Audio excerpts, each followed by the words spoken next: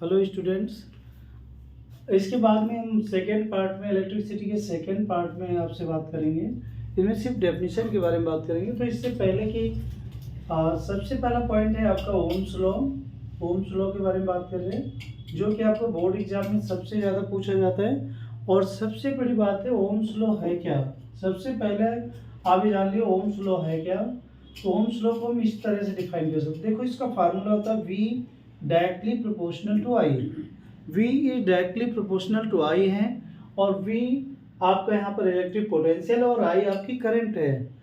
और ध्यान रहे इस बात का कि अगर हम वोल्टेज को लगातार बढ़ाते हैं तो करंट भी आपकी लगातार यहाँ पर बढ़ती जाती है। करंट आपकी लगातार बढ़ती जा रही है यहाँ पर एट कांस्टेंट टेम्परेचर। ध्यान रहे इस बात का, at constant temperature.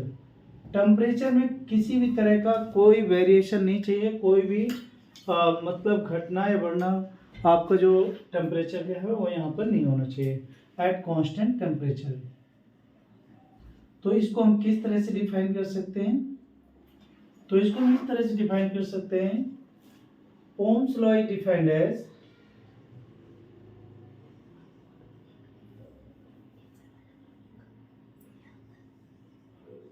Ohm's law is defined as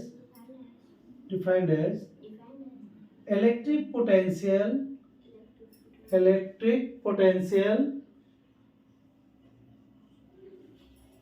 is directly proportional to the current. Directly proportional to the current. Directly proportional to the current मतलब V, जैसे जैसे हम वोल्टेज, मान लिया कोई भी सर्किट है, उस सर्किट में अगर हम लगातार वोल्टेज को इंक्रीज करते जाते हैं या डिक्रीज कर रहे हैं तो घटेगा। अगर इंक्रीज करेंगे तो उस कंडीशन में आपका करंट जो होगा वो आपका बढ़ेगा।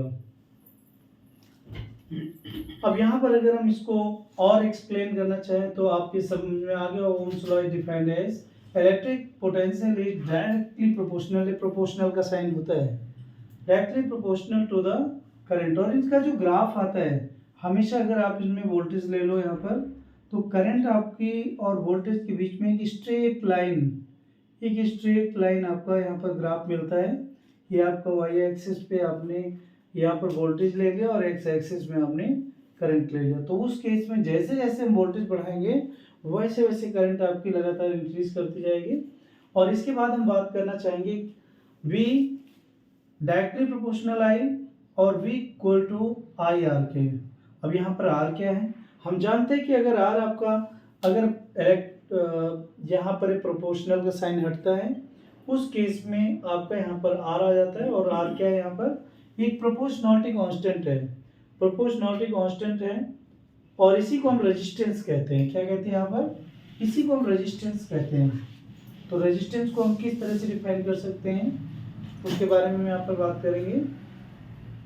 तो V equal to I R, ये आपका प्रोपोर्शनलिटी कांस्टेंट, प्रोपोर्शनल का जब साइन हटा तो उसकी जगह पर हम यहाँ पर R को लेके आए हैं। तो R को हम रेजिस्टेंस कहते हैं। R क्या है? आपका रेजिस्टेंस है।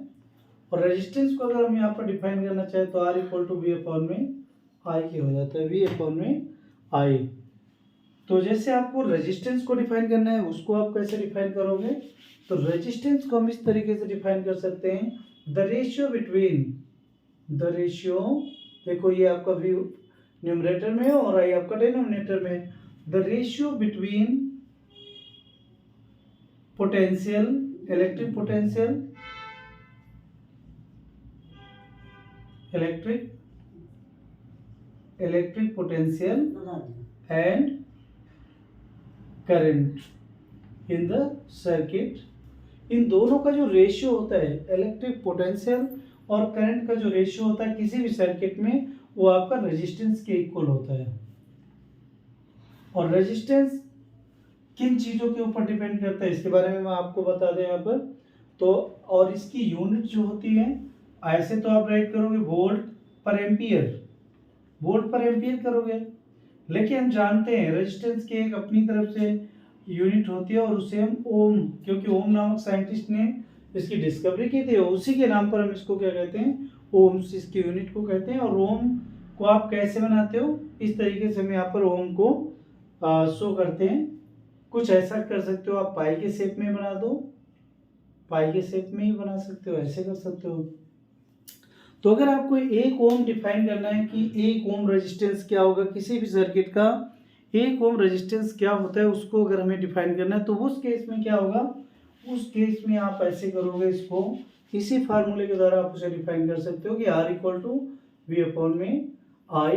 अगर हम वोल्टेज को, अगर इलेक्ट्रिक पोटेंशियल को अगर 1 वोल्ट ले लें और करंट को 1 एम्पियर ले लें, अगर हम V मतलब वोल्टेज को अगर हम 1 वोल्ट ले लें और करंट को 1 एम्पियर टेक कर लें यहाँ पर, तो उस केस में आपका जो रेजिस्टेंस होगा, रेजिस्टेंस आपका 1 ओम हो जाएगा। तो इसको कैसे डिफाइन करेंगे हम यहाँ पर, तो यहाँ पर आप इसको इस तरह से डिफाइन कर सकते हैं कि 1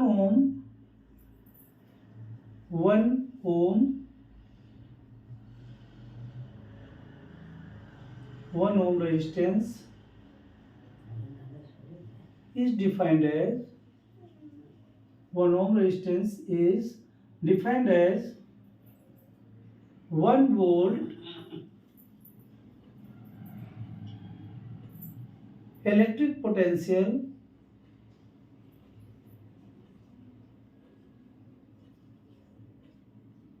of the circuit and flow of current is 1 volt।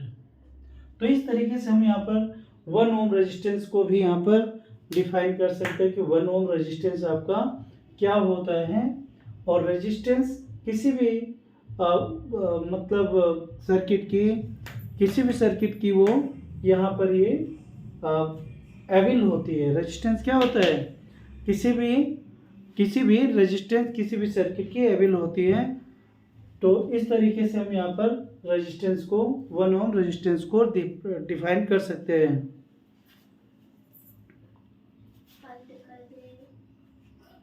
और इसके बाद हम बात करेंगे